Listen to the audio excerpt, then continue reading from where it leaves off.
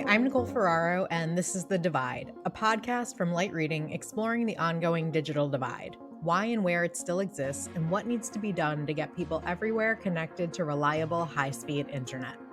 Today I'm joined by Dr. Tamarah Holmes, Director of the Office of Broadband for the state of Virginia. Since the office was established in 2019, Dr. Holmes says that Virginia has successfully closed half of its digital divide. And recently, the state's governor, Ralph Northam, announced plans to invest $700 million in federal relief money toward achieving universal broadband access over the next 3 years. Dr. Holmes and I discuss how Virginia has been able to address connectivity needs through the Virginia Telecommunication Initiative, or the VATI program, for last mile deployments, why it helps that the state's broadband office sits within the Department of Housing and Community Development, and how her office is preparing to distribute state and federal aid to close the remaining divide. Dr. Holmes, thank you so much for joining me. Welcome to the podcast. Thank you for having me this afternoon, Nicole.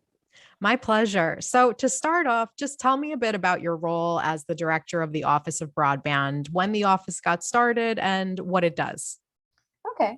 So the office was officially established in 2019, in fall of 2019. So we're still in our toddler stages. Ironic, we're one of the old OGs, as they like to call us in the broadband space, because a lot of states are still just right now standing up broadband offices. So we get a lot of questions from our peer states on, kind of how things are going in Virginia and how we got started. So again, we were officially established in 2019. And I became the director at that point. And honestly, I transitioned from a previous position where I served as a policy director at the Department of Housing and Community Development, which is where the office is based out of, and actually incubated the VATI program, which is our state last mile deployment program. So actually, the program started out with $1 million. And I know we're going to talk a little bit about our new budget proposal. But it started out with $1 million under my old role, and then I transitioned into this role in 2019 full time. And since then, I've been able to build a great team at the Department of Housing and Community Development. We have staff that are planners and staff that are engineers that previously worked in the telecom or broadband industry. And then I have a great policy staff and compliance staff who help keep us developing new program guidelines and keeping us, on task with what our goal is with getting, universal coverage within the Commonwealth. So we've built a great team and looking forward to continuing to build that team to solve the digital divide in Virginia. Amazing. And yes, you guys are not only one of the OGs, you're also a leading example of what states can do if you've got your act together, like you certainly do. So let's talk about what you've been able to accomplish. Tell me a bit about the progress you've made in Virginia in recent years and what you've learned about how to expedite connectivity at a state level in terms of what partnerships you need, resources, and so on. Okay. So when we started out, there were about 500,000 Virginians that lacked access to broadband. Mm-hmm. And actually, if you paid attention to the governor's announcement down in Southwest Virginia, proposing the $700 million for the Virginia Telecommunication Initiative, it was interesting because the money took the spotlight, but we actually have closed half the digital divide in Virginia since the inception of the VATI program, along with investments from the Tobacco Commission as well. So we estimate about 233,000 plus Virginians still lack access to reliable broadband. So one of the things, the Virginia Telecommunication Initiative, that's our state program, and we make an acronym for everything in government. It's called VATI. And so VATI has been the primary vehicle for helping address the digital divide in Virginia. And it actually is a program that requires a public-private partnership. So the goal is for units of local government, typically your locality leaders or your economic development leadership or your planning district leaders when they're thinking about regional efforts. Typically, we'll sit down with folks from the private sector to figure out what's the best solution. One of the things we pride ourselves on in Virginia is that it's really a locally driven issue. Like, we don't want to come in from the Capitol saying, hey, this is what you need to do. We really empower localities to identify, potential partners that would be great for coming in for a VATI application for funding. Mm-hmm. So we say, even from we have a broadband toolkit that kind of serves as a blueprint for communities who, well, hopefully not at this point because of the pandemic, but really starting at ground zero. And one of our first recommendations is to talk to your local incumbent providers to find out, what their plans are for expansion. And then also figure out a way to, find out if anyone wants to partner with you, because that's the other thing too. A lot of communities for a long time have had, single providers, or they've had multiple providers. And honestly, a lot of it is, we used to joke, but in the beginning, we did a lot of eHarmony connections where we would like meet folks from local government and they really have never talked to their local providers. Mm-hmm. And we've connected them with the right folks at the companies to have a conversation realistically about what's been happening in a locality, what are the areas that still lack coverage, and then hopefully identify some strategies to address the need in their respective communities. We're really big on this being a locally driven process. Mm-hmm. Yes, I mean, and that's what seems to actually work. So tell me a bit, you mentioned this earlier, the Governor Northam recently announced plans to invest $700 million in federal relief money toward the state's goal of achieving universal broadband access over the next 3 years. So can you tell me in more detail how that money will be spent and how far you expect it to go toward achieving universal access? So the GA is meeting right now. Okay, so great. We're still waiting for the finalization of the budget.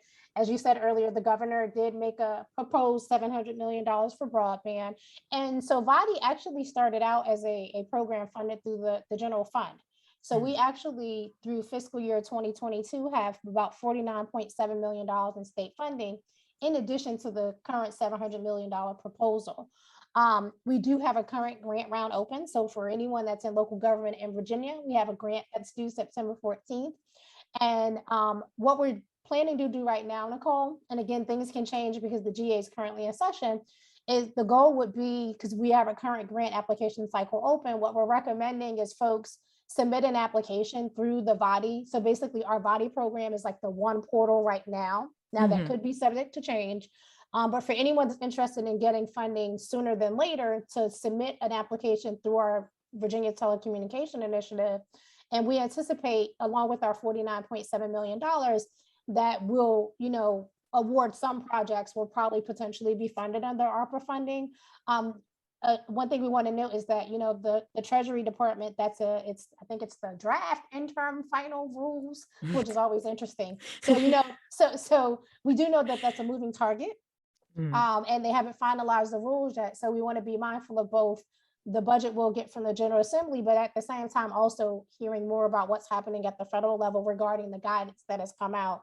So we do anticipate folks coming in for the program. Just to make you a little aware of the previous rounds, we've always been oversubscribed. So in the last round of funding, we had $49.7 million based on the special session last summer. And we actually had $105 million in requests for funding. Wow. So we anticipate that our 49.7, which is what we started out at the beginning of the fiscal year, along with the $700 million proposal, we anticipate we'll get, way more requests than what we actually had with our original funding. Because I will tell you that the $105 million last year, due to COVID, our original budget proposal was actually cut back to $19 million back in March of last year. Even at that point, because we didn't have the new budget until the summertime when the GA reconvened, the application closed and we still got in $105 million at that point, knowing we only had 19 million. So just to kind of show the demand for the funding for private sector providers to work with local governments on, closing the digital divide. So at least for this round of funding, we're kind of recommending to folks to submit what they want to do in their respective localities. We're really encouraging groups to think about universal coverage. If you've heard Governor Northam talk about that in the press release and at the event, is we're really looking for the ability to check off localities off the list of that still need to be served, and really being more strategic with our investments. Because if you've ever had a chance to look at, the FCC has maps, the maps, the data is flawed because it overstates coverage. That's why it has to be locally driven, because honestly, local leaders know where there is broadband access and they know where there's not broadband access. So that would be, one of the things is folks will ask, what are you guys planning on doing with this 700 million? Well, first it's got to be adopted by the General Assembly. Step one. And then two, our grant application that closes on the 14th of September will be a portal to access that funding. What that will look like, I can't say yet because we're still waiting for final determination from the GA. But for right now, that's been our advice to localities, and we'll see what happens. We require a notice of application, Nicole, which basically a locality says, I intend on applying. All that is public information. It's on our website, which I'll give you before we close. We received 113 notices of application. Wow. For this round of VATI. Wow. I mean, you clearly do a good job of getting the word out to the community about these programs, because that in itself is a hurdle, isn't it? Yes, it is. But honestly, being housed, I know each, state has a different way that they've set up their broadband office. I will say there's a huge benefit, and I say this to my counterparts in other states, of being in a Department of Housing and Community Development. We have great leadership with our director, Eric Johnston. And honestly, because one of the things that has been really important about being at our agency is that we're a community development agency. So when we go into a locality, we're looking at the community holistically. So we're looking at what are all the things that this community needs to address, whether it's broadband, water, sewer, maybe there's, housing that needs to be updated. So we kind of look at a community holistically. So while I'm going in looking at it from a broadband lens, my counterparts who work in our other divisions are looking at it with their lens. We have conversations about what we can do to best provide communities resources. And I know not every state has that benefit. I know many states are still trying to figure out what they're going to do, but I will tell you, I feel blessed to work at the Department of Housing and Community Development because of who we are as an agency and our holistic view. But then I also feel blessed because we do have a chief broadband advisor and a deputy broadband advisor. Evan Feynman is the governor's broadband advisor. Kyle Rosner is the deputy broadband advisor. And we are a team, even though, they're housed more on the governor's side and we're housed on the implementation side. We work as a full-fledged team to address the digital divide in Virginia. And not many folks in other states have that ability to do that. So I really feel blessed the way we're structured because there's a policy side and there's the implementation side. And we get to work on those things together, but we still have our respective lanes. I get to work day in and day out with communities to help them address their digital divide. But I've got folks that work on behalf of the governor to help address like policy issues. So one of the things that's been instrumental in making projects more cost efficient. I'm not sure if you're familiar with the utility leverage program. Are you familiar with that, Nicole? No, I'm not.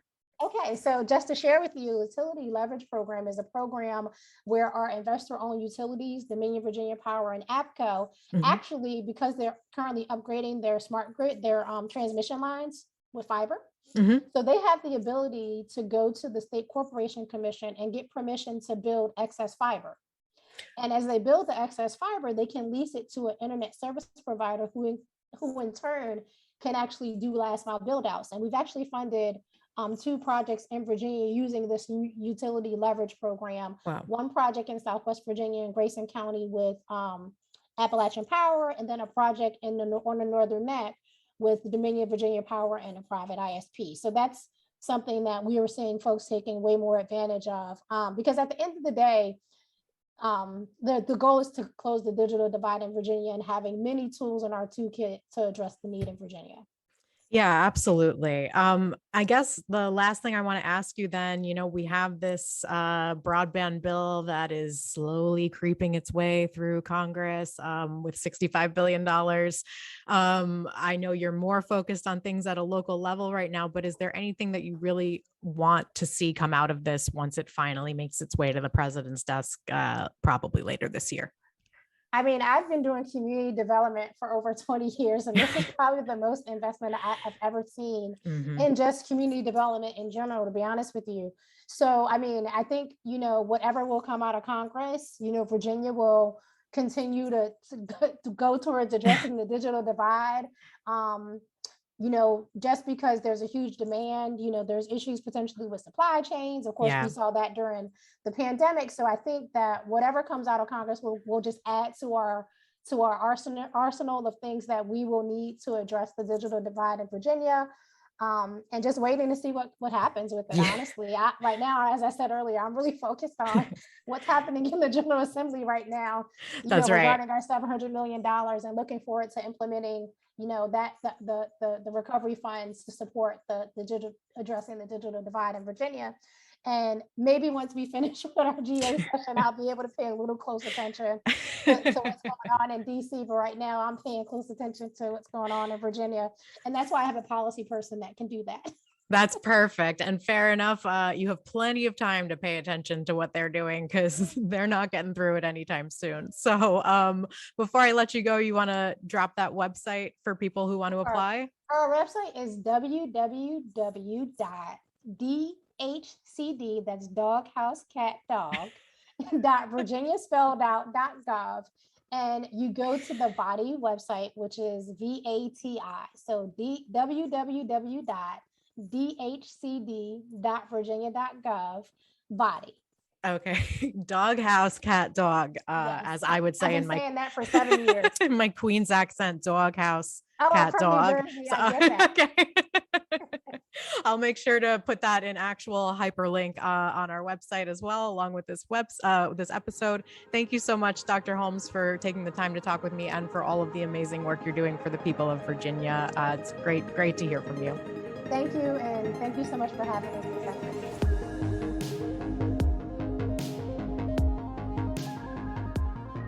Thank you again, Dr. Holmes, for joining me. Thank you as well to our producer, Tian Fu, for making this episode. Be sure to subscribe to the Light Reading Podcast for more episodes of The Divide, as well as interviews and insights from the Light Reading team. Thank you for listening. We'll see you next time.